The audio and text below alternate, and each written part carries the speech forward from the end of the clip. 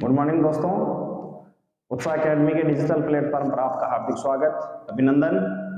और हम आशा करते हैं आप सभी सकुशल होंगे और रोज उत्साह एकेडमी के यूट्यूब चैनल पर जो 2022 का महत्वपूर्ण करंट अफेयर्स के 5 क्वेश्चनों पे हम चर्चा करते हैं, उसकी जो आज मित्रों 10वें नंबर की क्लास है, हम 5 बिंदुओं पे 5 प्रश्नों पे चर्चा करेंगे। और ऐसे करके 2022 का जो जितना भी महत्वपूर्ण करंट अफेयर्स है उस पे हम रोज चर्चा करते हैं और 5 से 10 मिनट की छोटी क्लासें होती है और 5 क्वेश्चनों पर हम जो चर्चा करते हैं वो विश्लेषण सहित करते हैं। तो देखिए आज के 5 प्रश्न क्या है वर्ष 2022 का महत्वपूर्ण करंट अफेयर्स। और पहला प्रश्न क्या है मित्रों, देखिए ये रहा पहला प्रश्न, क्या है पढ़िए। हाल ही में प्रधानमंत्री मोदी के जन्म दिवस पर प्रोजेक्ट चीता, कौन सा प्रोजेक्ट चीता के तहत किस देश से 8 चीता को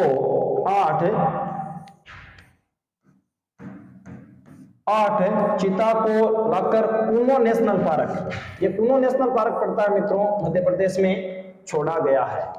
तो प्रोजेक्ट चीता जो शुरू किया गया है ये मित्रों 1952 में ही शुरू कर दिया गया था हमारे भारत में। और बाघ संरक्षण एक तरीके से संरक्षित परियोजना है ये, जिसमें बाघों को संरक्षण प्रदान किया जाता है। 1952 से एक तरीके से ये योजना शुरू नहीं हुई थी, लेकिन 1952 के दौरान जो टाइगर है उसको हमारे देश में एक तरीके से विलुप्त की कगार पे ले लिया था कि टाइगर जो भारत में है वो विलुप्त हो रहे हैं। तो बाद में इसको 1972-73 से बाघ संरक्षित योजनाएं हमारे देश में संचालित की जाने लगी और बाद में प्रोजेक्ट जो टाइगर है उसको शुरू किया गया। तो जिसमें अभी कूनो नेशनल पार्क में जो जन्मदिन था हमारे प्रधानमंत्री जी का, उस समय 8 टाइगर लाए गए और कूनो नेशनल पार्क में छोड़े गए जो मध्य प्रदेश में पड़ता है। तो यहां पर जो पूछा जा रहा है मित्रों, वो ये पूछा जा रहा है कि ये किस देश से लाए गए थे, किस देश से लाए गए थे। तो ऑप्शन देखिए, नामीबिया, अल्जीरिया, ट्यूनीशिया, मोरक्को। किस देश से 8 चीतों को लाकर कूनो नेशनल पार्क में छोड़ा गया? तो इसका जो मित्रों सही ऑप्शन होगा वो होगा नामीबिया। क्या होगा? नामीबिया। और नामीबिया से लाकर, अफ्रीका महाद्वीप का देश है नामीबिया, जहां से अफ्रीकी टाइगर को लाकर भारत के मध्य प्रदेश में कूनो नेशनल पार्क है वहां पर छोड़ा गया। और इससे महत्वपूर्ण संबंधित फैक्ट क्या है देखिए, प्रोजेक्ट चीता के तहत यह समझौता 1922 ईस्वी में भारत और नामीबिया के बीच हुआ, जिसमें 8 चीता, कितने 8 चीता, 5 तो मादा और 3 नर, 5 तो मादा और 3 नर चीता को कूनो नेशनल पार्क जो श्योपुर मध्य प्रदेश में है मित्रों, लाकर छोड़ा गया। और जिसमें मोदी जी ने एक जो मादा चीता है उसका नाम भी रखा आशा। क्या नाम रखा था? आशा। तो एक तो ये महत्वपूर्ण फैक्ट आप ध्यान में रखिए कि कूनो नेशनल पार्क में छोड़े गए 8 चीताओं में से किसी एक मादा चीता का मोदी जी ने जो नाम रखा था वो नाम क्या रखा था? तो आशा नाम रखा था। इनको कहां पर छोड़ा गया था? तो कूनो नेशनल पार्क मध्य प्रदेश में छोड़ा गया था। कहां से लाए गए थे? तो ये नामीबिया से लाए गए थे। कहां से लाए गए थे?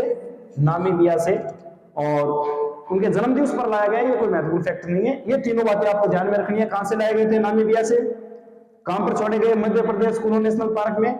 और एक जो मादा चीता था उसका मोदी जी ने नाम क्या रखा था? आशा। क्या नाम रखा था? आशा। आगे देखिए अगला क्वेश्चन।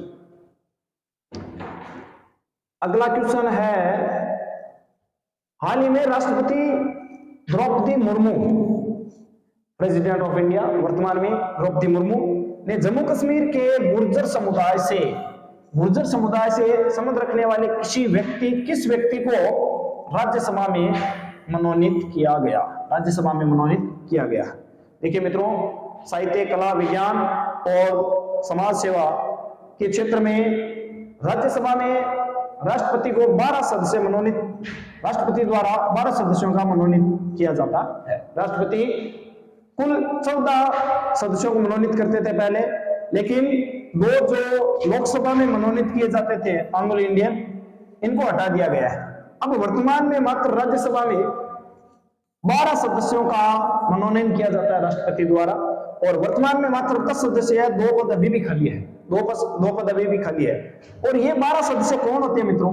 ये वो सदस्य होते हैं जिनको साहित्य, कला, विज्ञान या समाज सेवा का अच्छा ज्ञान हो। ऐसे सदस्यों को राष्ट्रपति जी द्वारा मनोनीत किया जाता है राज्यसभा में अनुभवी और अपने विषय के जो ये मास्टर होते हैं, इनको मनोनीत किया जाता है।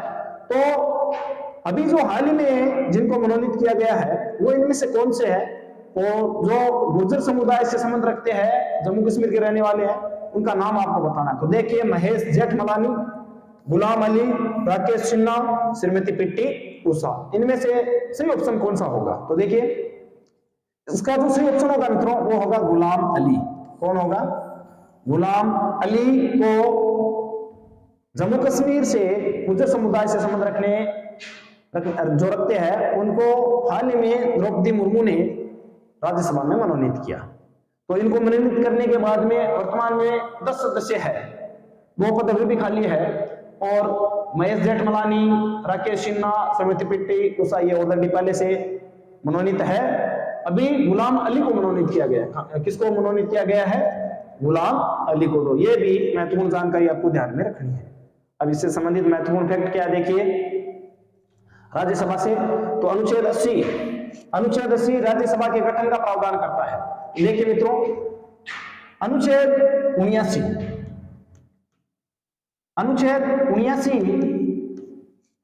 में संसद का प्रावधान है, और संसद में हम किस किस को शामिल करते हैं? तो संसद में देखिए शामिल किया जाता है प्रेसिडेंट ऑफ इंडिया, राष्ट्रपति के साथ साथ राज्यसभा के बाद लोकसभा। तो संसद में किस किस को शामिल किया जाता है? संसद में शामिल होते हैं संसद के 3 अंग, एक तरीके से राष्ट्रपति, राज्यसभा और लोकसभा। लेकिन अगर ऐसे पूछे कि संसद के सदन कितने हैं, तो संसद के सदन तो 2 ही है, लोकसभा और राज्यसभा, लेकिन राष्ट्रपति भी संसद के अंग होते हैं। अब संसद का उल्लेख तो है अनुच्छेद 79 में। अब देखिए, कंटिन्यू आप ध्यान में रखिए, अनुच्छेद 79, अनुच्छेद 80 और अनुच्छेद 81। 79 में तो उल्लेख किया गया है संसद का, 80 में उल्लेख किया गया है राज्यसभा, यानी राज्यसभा के गठन से संबंधित, और अनुच्छेद 81 में है लोकसभा के गठन से संबंधित है। ये तो अनुच्छेद 79, 80, 81 संसद, राज्यसभा और लोकसभा, ये सीक्वेंस ध्यान में रखिए, 79, 80 और 81। और इधर ध्यान में रखिए, संसद में 3 अंग होते हैं संसद के, और पहला सदन होता है राज्यसभा और दूसरा होता है लोकसभा अनुच्छेदों के अनुसार। वैसे प्रथम जो सदन कहा जाता है वो लोकसभा को कहा जाता है, द्वितीय सदन राज्यसभा को, निम्न सदन लोकसभा को, उच्च सदन राज्यसभा को। और लोकसभा जो होता है मित्रों, वो जनता का लोकप्रिय सदन होता है, क्योंकि जनता द्वारा निर्वाचित जो प्रतिनिधि होते हैं वो कहां पर बैठते हैं? लोकसभा में बैठते हैं। तो यह महत्वपूर्ण जानकारी आपको ध्यान में रखनी है कि अनुच्छेद 80 राज्यसभा के गठन का प्रावधान करता है। साथ ही राज्यसभा सदस्यों की अधिकतम जो संख्या है वो कितनी हो सकती है? 250 हो सकती है। राज्यसभा में अधिकतम 250 सदस्य हो सकते हैं, लेकिन वर्तमान स्थिति क्या है? तो वर्तमान में 245 सदस्य कितने हैं? 245 सदस्य है। वैसे ही लोकसभा में अधिकतम 552 सदस्य हो सकते हैं। कितने हो सकते हैं?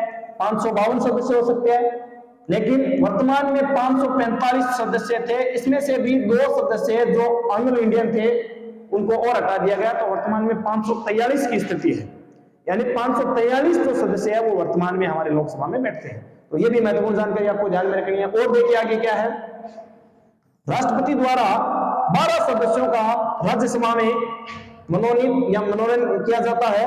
और वो कौन होते हैं? देखिए, जिनको साहित्य का अच्छा ज्ञान होता है, विज्ञान के जानकार, कला में माहिर और समाज सेवक। तो साहित्य, विज्ञान, कला और समाज सेवा, ये सीक्वेंस भी आपको ध्यान में रखना है। आजकल एग्जाम का जो पैटर्न है मित्रों वो इस तरह का हो गया, साहित्य, विज्ञान, कला और समाज सेवा, इनको आगे पीछे करके इनमें से वास्तव में सही कौन सा होता है, ऐसा पूछने लग गया तो आपको ध्यान में रखना है साहित्य, विज्ञान, कला और समाज सेवा वाले शब्द से इस क्षेत्र में ज्ञान रखने वाले, इस क्षेत्र में माहिर होने वाले लोगों को राष्ट्रपति द्वारा मनोनीत किया जाता है राज्यसभा में। ठीक है, तो ये महत्वपूर्ण जानकारी आपको ध्यान में रखनी है। और अभी जिनको मनोनीत किया गया था वो गुलाम अली थे। आगे देखिए अगला क्वेश्चन है 3 नंबर क्वेश्चन क्या है, UNESCO global network of learning cities, UNESCO global network of learning cities में शामिल भारत के 3 शहरों में कौन सा शहर शामिल नहीं है। हाल ही में जो यूनेस्को द्वारा global network of learning cities की जो महत्वपूर्ण शहरों को जो शामिल किया, उनमें से भारत के 3 शहरों को शामिल किया गया था। उन शहरों में कौन सा शामिल नहीं है, तो देखिए नीलांबूर, त्रिशूर, बेंगलोर और वारंगल। सही ऑप्शन क्या होगा, तो इसका मित्रों जो सही उत्तर है वो है बेंगलोर को शामिल नहीं किया गया इसमें। नीलांबूर और त्रिशूर और वारंगल, ये जो 3 शहर है ये UNESCO global network of learning cities में शामिल है, बेंगलोर नहीं है। और देखिए इनसे संबंधित महत्वपूर्ण जानकारी क्या है मित्रों, देखिए इस सूची में केरल राज्य के तो 2 शहर कौन कौन से, त्रिशूर और नीलांबूर, और तेलंगाना राज्य का जो वारंगल शहर है इनको शामिल किया गया है। तो त्रिशूर और नीलांबूर तो केरल राज्य के शहर है और वारंगल है वो तेलंगाना राज्य का शहर है, तो इन 3 को शामिल किया गया, बेंगलोर इसमें शामिल नहीं था। अगला क्वेश्चन देखिए, आज का चौथा क्वेश्चन क्या है मित्रों, केंद्र सरकार की योजना पोषण अभियान लागू करने में शीर्ष स्थान रखने वाले राज्य कौन कौन से। केंद्र सरकार की जो योजना है पोषण अभियान, कौन सी योजना, पोषण अभियान योजना, और इस योजना को लागू करने में जो शीर्ष स्थान रखने वाले राज्य है वो कौन कौन से हैं। ऑप्शन देखिए, गुजरात, राजस्थान, महाराष्ट्र, केरल, तमिलनाडु, कर्नाटक, मध्य प्रदेश, उत्तर प्रदेश, बिहार, महाराष्ट्र, आंध्र प्रदेश और गुजरात। तो उस योजना को एक तरीके से लागू करने वाले शीर्ष जो राज्य है वो कौन कौन से है देखिए, और इसका जो मित्रों सही ऑप्शन होगा वो होगा चौथा नंबर होगा, जिसमें कौन कौन से राज्य है, महाराष्ट्र, आंध्र प्रदेश और गुजरात। महाराष्ट्र, आंध्र प्रदेश और गुजरात ये पोषण अभियान को लागू करने में शीर्ष स्थान रखने वाले राज्य हैं मित्रों। तो महाराष्ट्र, आंध्र प्रदेश, गुजरात आपको ध्यान में रखना है। इनसे संबंधित महत्वपूर्ण फैक्ट क्या है देखिए, विभिन्न श्रेणियों में स्थान प्राप्त राज्य कौन कौन से हैं। तो बड़े राज्यों की श्रेणी में अगर अपन देखें, बड़े राज्यों की श्रेणी में तो महाराष्ट्र, आंध्र प्रदेश और गुजरात है जिन्होंने पोषण अभियान को लागू करने में शीर्ष स्थान पर है, ये महाराष्ट्र, आंध्र प्रदेश और गुजरात। और छोटे राज्यों की श्रेणी में देखें तो सिक्किम, छोटे राज्यों की श्रेणी में देखें तो टॉप में कौन है, सिक्किम है। और केंद्र शासित प्रदेशों की श्रेणी में देखें तो दादर एवं नगर हवेली, दमन एवं दीव। तो देखिए मित्रों, पहले दादर एवं नगर हवेली और दमन और दीव 2 अलग अलग केंद्र शासित प्रदेश थे हमारे देश में। वर्तमान में स्थिति क्या है केंद्र शासित प्रदेशों की, वर्तमान में केंद्र शासित प्रदेश है वो 8 है।